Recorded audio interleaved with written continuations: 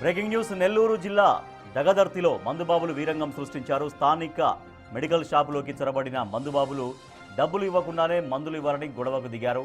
షాపులో ఉన్నవారు మందులు లేవని చెప్పడంతో ఆగ్రహించిన నిందితులు షాపును ధ్వంసం చేసి బీభత్సం సృష్టించారు. దీంతో షాపులో ఉన్న మహిళ తీవ్ర భయాందోళనకు గురయ్యారు. ఈ దాడి ఘటనపై బాధితులు పోలీసులను ఆశ్రయించి కంప్లైంట్ చేశారు. నిందితులను గుర్తించి కఠిన చర్యలు తీసుకోవాలని వారు కోరుతున్నారు.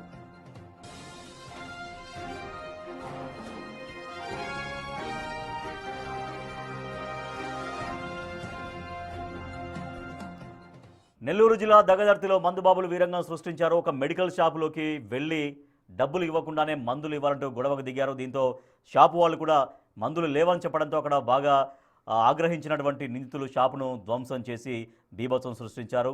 సో షాపు వాళ్ళు పోలీసుల్ని ఆశ్రయించారు. మా ప్రతినిధి సురేంద్ర మరింత సమాచారం అందిస్తారు. సురేంద్ర, మెడికల్ షాప్లో గొడవ ఎందుకు జరిగిందని చెప్తున్నారు? సో మందుబాబులు వెళ్ళి డబ్బులు ఇవ్వకుండానే మందులు ఇవ్వమంటూ వాళ్ళు అడిగినట్టుగా, తర్వాత వీళ్ళు కూడా షాపు వాళ్ళు కూడా వాళ్ళతో వాగ్వాదం జరిగినట్టుగా తెలుస్తోంది. ఏం జరిగింది ఎగ్జాక్ట్గా? రాజేష్, నెల్లూరు జిల్లా కావలి నియోజకవర్గం దగదర్తిలో మందుబాబులు వీరంగం సృష్టించారు.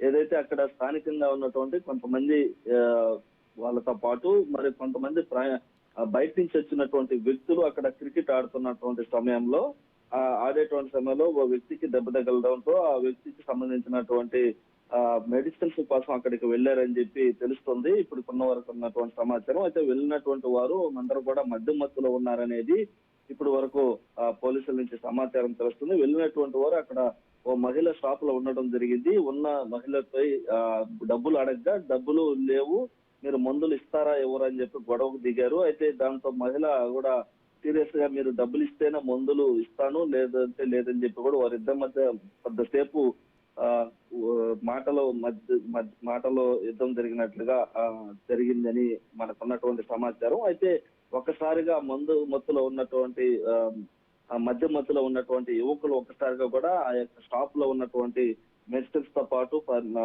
మొత్తం ప్లేవుడ్ అంతా కూడా ధ్వంసం చేయడం జరిగింది. అదే విధంగా మహిళ పైన కూడా దాడి చేయడం జరిగింది.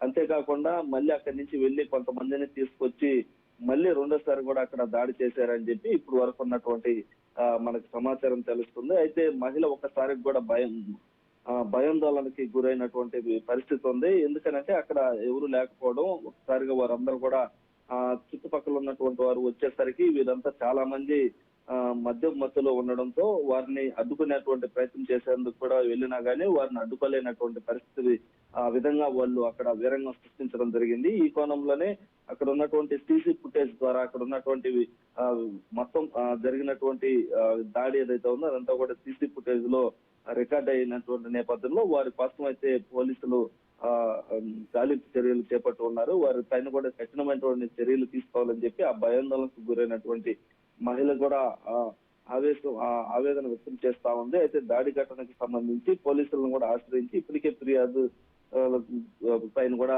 కేసు నమోదు చేయడం జరిగింది. కేసు నమోదు చేస్తున్న క్రమంలో వారందరి పైన అక్కడ క్రికెట్ ఆడినట్టుకు వచ్చినటువంటి నేపథ్యంలోనే ఇక్కడ మందులు తీసుకున్నటువంటి క్రమంలో డబ్బులు ఇవ్వకపోవడంతో ఈ దాడి జరిగిన కోణంలో వారందరినీ కూడా పోలీసులు అరెస్ట్ చేసి కఠినమైనటువంటి చర్యలు తీసుకుంటామని చెప్పి కూడా ఇప్పటికే పోలీసులు హామీ ఇచ్చినట్లు కూడా తెలుస్తుంది. రాజేష్.